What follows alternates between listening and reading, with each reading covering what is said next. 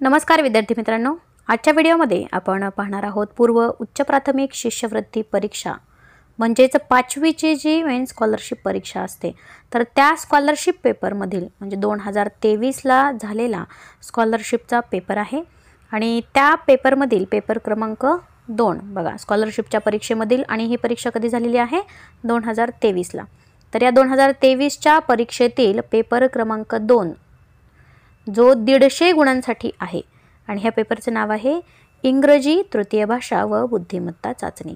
म्हणजे या पेपरमध्ये आपल्याला काय काय पाहायला मिळणार आहे, इंग्रजीचा पेपर म्हणजे इंग्रजीला आलेले काही प्रश्न आहेत ते प्रश्न आणि बुद्धिमत्तेचे देखील प्रश्न पाहणी यासाठी पूर्ण वेळ दिलेला आहे 90 मिनिटे।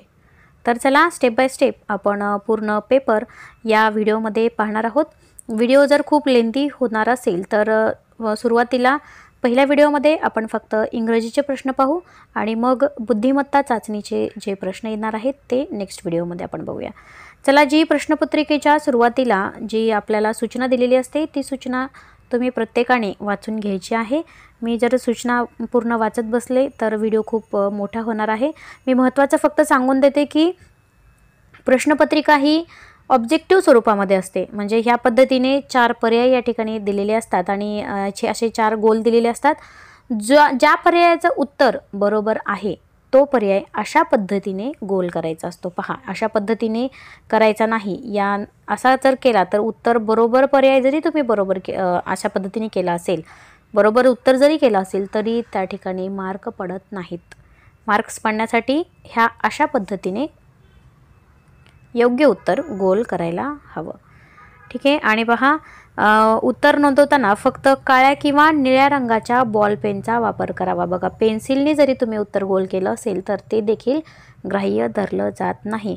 शक्यतो फक्त काळ्या रंगाच्या पेनने उत्तर गोल करायचे किंवा मग निळ्या रंगाच्या देखील चालतात, पण पेन्सिलचा वापर करायचा नाही, ठीक आहे। चला पुढे बघूया।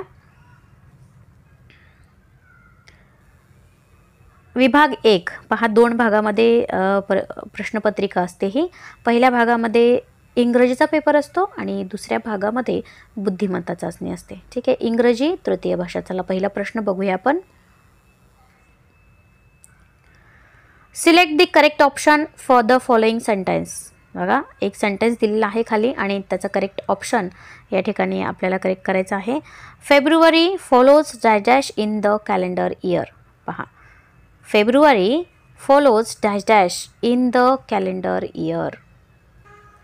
हे तर आपण लहानपणीच शिकलो आहे, बरोबर आहे। जानेवारी हे याचं आन्सर ऑप्शन आहे, option number 4।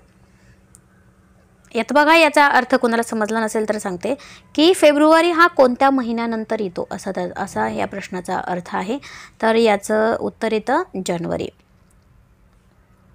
Second question, how many mistakes of capitalization are there in the following sentence. आता बघा, एक सेंटेन्स दिलेला आहे आणि इथे किती मिस्टेक झालेले आहेत कॅपिटल लिहिण्यामध्ये असं विचारलंय। Raju what a girl like Smita working in a shop. आता पहा, राजूचं आर कॅपिटल काढले ते बरोबर आहे, परंतु इथे बघा व्हॉट सुरुवात झाली आहे व्हॉट, तर मग इथे डब्ल्यू पण कॅपिटल पाहिजे आहे आणि त्याचबरोबर दुसरा कॅपिटल आहे स्मिता। स्मिता हे मुलीचं नाव आहे, तर या ठिकाणी एस कसा पाहिजे कॅपिटल, म्हणजे त्याचं आन्सर ऑप्शन आहे ऑप्शन नंबर 2, ठीक आहे। चला तिसरा प्रश्न बघा। Choose the correct alternative. Correct alternative choose करायचा आहे। My number is 20 in the row, so I am dash dash in the row. पहा, आता 20 नंबर असेल, आपला पहिला नंबर असेल तर आपण फर्स्ट म्हणतो, दुसरा नंबर असेल तर सेकंड म्हणतो, तिसरा असेल तर थर्ड म्हणतो, बरोबर। मग जर 20वा नंबर 20वा नंबर असेल तर काय म्हणतो, ऑप्शन नंबर 3 20th। बघा कसं लिहिलं जातं, ठीक आहे, 20th। प्रश्न क्रमांक 4, select the correct alternative to complete the following sentence. He blinks his. बघा, ब्लिंक्स आपण एक पोएम पाहिलेली आहे, ब्लिंक आईज, बरोबर, ब्लिंकिंग आईज। आईज कशा करतात, ब्लिंक करतात, म्हणून ऑप्शन नंबर 4 हे याचं उत्तर आहे. Identify the shape given in the picture. पहा पिक्चरमध्ये एक शेप दिलेला आहे, हा बाहेरचा नाही. ठीक आहे, शेप कोणता आयडेंटिफाय करायचा आहे, हा आतला. पहा हा शंकू दिसतोय की नाही. मग आता शंकूला इंग्लिशमध्ये काय म्हणतात हे आपल्याला माहिती असायला पाहिजे. तर शंकूला इंग्लिशमध्ये म्हणतात कोन. किंवा आणखीन एक तुम्ही इथे डोकं लावू शकता, आपण आईस्क्रीम खातो कोनमध्ये, कोनमध्ये द्या म्हणतो आपण, तर हा आहे कोन. त्यामुळे पर्याय क्रमांक 1 हे याचं बरोबर उत्तर आहे. Observe the picture and select the correct alternative. चला आता पिक्चरचं निरीक्षण करा अगोदर. There is a cow dash dash the tree. पहा आता पिक्चरचं बारकाईने निरीक्षण करा. आता इथे बघा ट्रीच्या तिथे काऊ दिसते बसलेली. मग मला सांगा काऊ ट्रीच्या खाली आहे का ट्रीवर बसली आहे का ट्रीच्या बाजूला बसली आहे, कुठे बसली आहे cow? Above, over, under, into. कुठे आहे काऊ बसलेली? तर अंडर द ट्री. पहा झाडाखाली जर गाय बसली असेल तर आपण काय म्हणतो? There is a cow under the tree. येतं लक्षात? चला पुढे जाऊया. प्रश्न क्रमांक 7. Choose the correct pair from the given alternatives. Will not won't. पहा विल नॉट असेल तर ओंट म्हणतो, बरोबर आहे. ठीक आहे. शाल नॉट असेल तर पहा हे पण ऑप्शन कसं आहे इथे, शल नॉट. चला पुढे बघूया. लेटस. लेटस असेल तर काय म्हणतो? लेट्स. Okay, let's, let us. पुढे हॅव नॉट, हॅवंट. हॅव नॉटला काय म्हणतो? हॅवंट. पण इथे बघा शल नॉट. शल नॉटला शालंट असं नाही म्हटलं जात. ओके, शल नॉटला काय म्हटलं जातं? शांट. शालंट नाही. ठीक आहे, ओंट, शांट. ठीक आहे. पुढे बघा. Find the correct alternative for the following sentence. They dash dash garments in the dash dash. आता बघा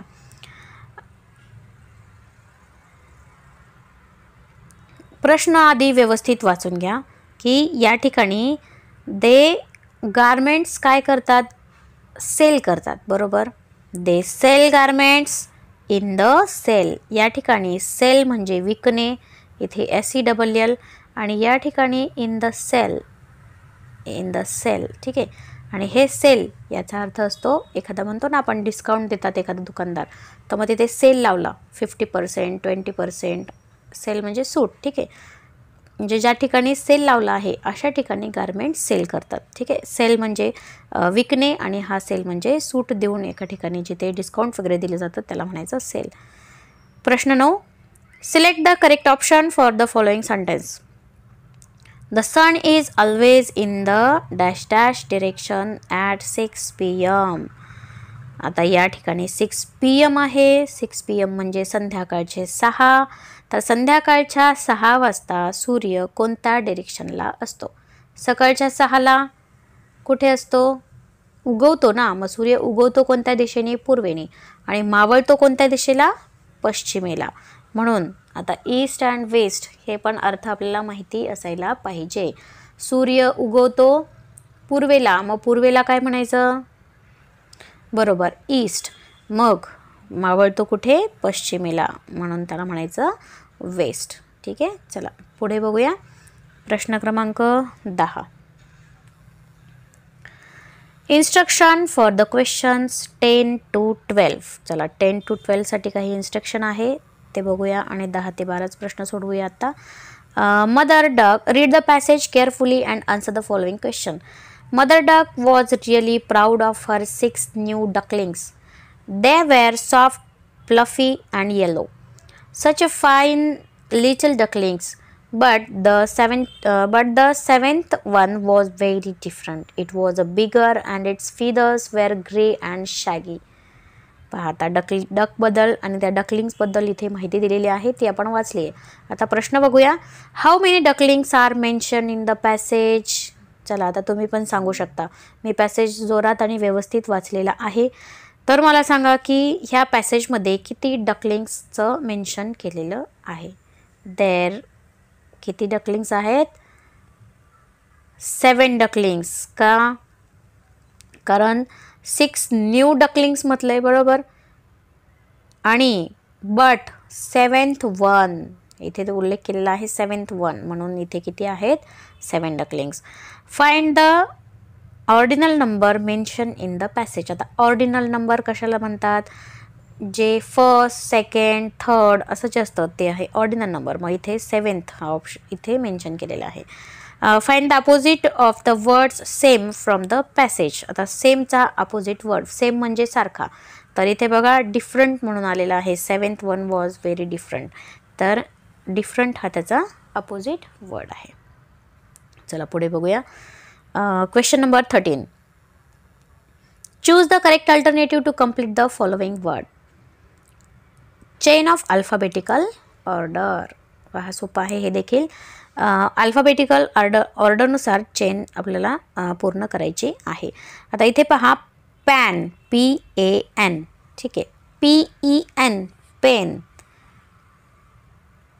तर आता इथून पुढे काय आलं पाहिजे, A झालं, E झालं, बरोबर. मग आणि शेवटच्या ह्याच्यामध्ये U आहे, बरोबर. तर मग आता इथे आपल्याला A पाहिजे का परत, नाही, म्हणून हे पार्ट येणार नाही. U पाहिजे का अगोदरच, नाही, कारण पुढे U दिलेलं आहे, मग हे पण नाही येणार पुश. मग राहतं काय POTTER. सेकंड जो अल्फाबेट आहे तो A, E, इथे I पण येऊ शकतं, O पण येऊ शकतं, IO आणि U. मग आता ह्या दिलेल्या ऑप्शनमध्ये U आहे, पण U इथे येणार नाही, त्यामुळे काय येणार आहे ऑप्शन आपला second number. Choose the correct alternative for the sentence given below. Please give me dash dash 1 rupee note. आता बघा 1च रुपये आहे, मग आता इथे कोणतं आर्टिकल बसणार आहे ते बघूया. आपण काय म्हणतो, please give me your rupees, बरोबर. म्हणून इथे काय येणार आहे A, कारण इथे 1 रुपी नोट आहे, त्यामुळे या ठिकाणी A रुपी येणार आहे, ठीक आहे. Question number 15. Observe the picture and choose the correct option for it. चला पिक्चर बघूया. पिक्चरमध्ये काय करतोय, एक माणूस आहे आणि तो झाडांना काय करतो आहे, पाणी घालतो आहे. Dash dash the plants regularly. मग तुम्हाला इथे यावरून काय कळणार आहे, तो माणूस तिथे काय करतोय, वॉटर देतोय ना, वॉटर द प्लांट्स रेग्युलरली, बरोबर. झाडांना रेग्युलरली तो काय करतो, पाणी घालतो. 16. Find the different sound of the letter C from the following alternatives. पहा आता ह्या अल्टरनेटिव्हमधून different sound of the letter C, Cचा डिफरंट उच्चार असलेला ओळखायचा आहे. चला मी विचार करते. Cart, count, centre, card. पहा सगळ्यांचा उच्चार क वरून येतोय, परंतु सेंटरचा उच्चार स वरून होतोय, त्यामुळे डिफरंट साऊंड कोणता आहे, option number 3. 17. Choose the correct alternative. पाहता या ठिकाणी अल्टरनेटिव्ह बघा आता कुठला बसणार आहे. Yusuf is reading a newspaper. His brother wants to call him for the dinner. He request. पहा आता युसुफ काय करतोय, न्यूजपेपर वाचतोय आणि त्याचा भाऊ त्याला जेवणासाठी बोलवत आहे. मग ही रिक्वेस्ट, आता तो कशी रिक्वेस्ट करणार आहे, तुम्ही जर तुमच्या भावाला जेवणासाठी बोलवत असाल तर कशी रिक्वेस्ट कराल, त्याच पद्धतीने उत्तर लिहायचं आहे. काय म्हणणार, एक्सक्यूज मी ब्रदर. तो काय करतोय, वाचतोय ना, मग त्याला आपण म्हणणार एक्सक्यूज मी ब्रदर, ठीक आहे. चलो ऑप्शन नंबर 2 हे याचं बरोबर उत्तर आहे. Question number 18. Find the correct word to complete the message given below. पहा आता मेसेज आहे plants not garbage. Plants not garbage.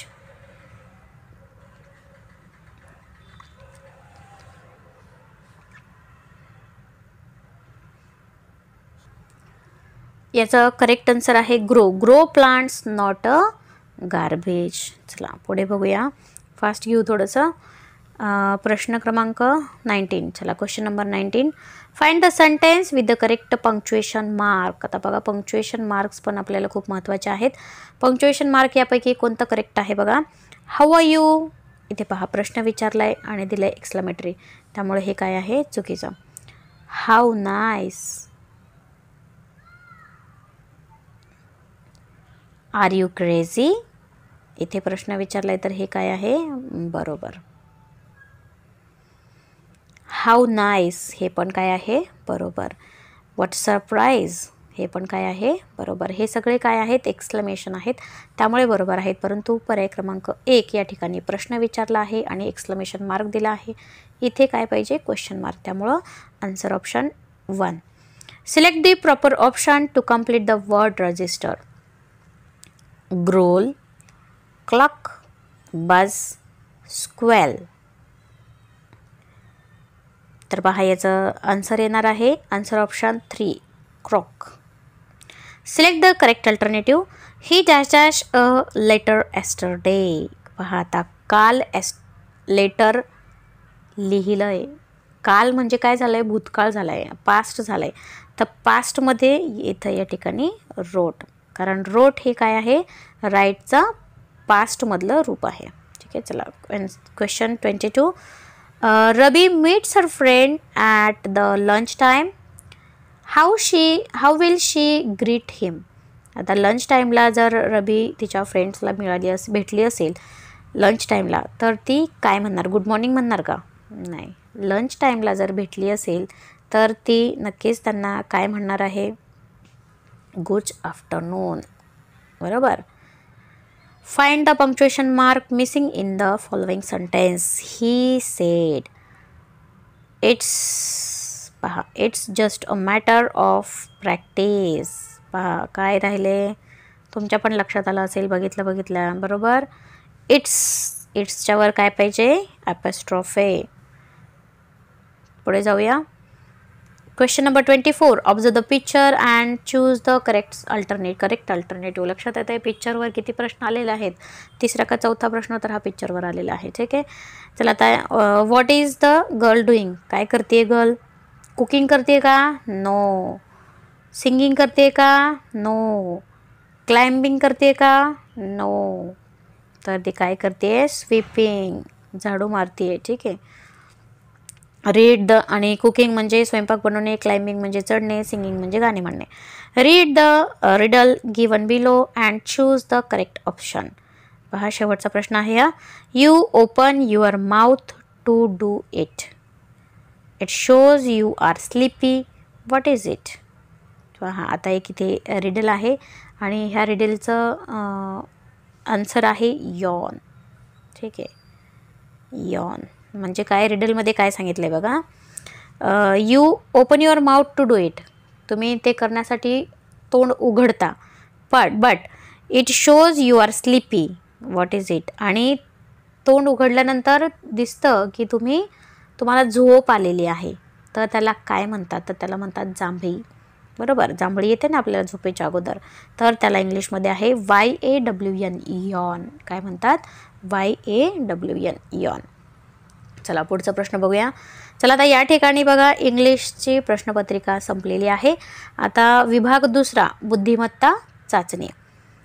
तर आता या बुद्धिमत्ता चाचणीमध्ये एकूण प्रश्न आहेत 50. ठीक आहे. कारण एकूण जी तुमची प्रश्नपत्रिका आहे ती आहे 75 मार्क्सची, बरोबर. मग या 75 पैकी 25 तर बुद्धिमत्तेचे इंग्लिशचे होते. मग आता राहिले किती 50 क्वेश्चन्स, आणि हे 50 क्वेश्चन्स आहेत बुद्धिमत्ता चाचणीचे. तर हे 50 प्रश्न आपण आता पुढच्या व्हिडिओमध्ये बघूया, कारण हा व्हिडिओ एकदमच लेंदी होईल. इंग्लिशचा हा व्हिडिओ सेपरेट राहील आपला. आता यानंतरचा व्हिडिओ असणार आहे बुद्धिमत्ता चाचणीवरचा. ठीक आहे. चला इथे या व्हिडिओमध्ये इथेच थांबूया. भेटूया पुढच्या व्हिडिओमध्ये बुद्धिमत्ता चाचणी परीक्षेतील जे प्रश्न आलेले आहेत 2023च्या परीक्षेमध्ये. तर या परीक्षेतील सर्व प्रश्न तेही पूर्ण विश्लेषणासहित.